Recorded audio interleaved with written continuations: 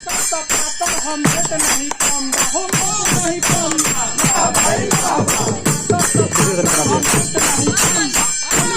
फौजी के बना गोविंदा बोला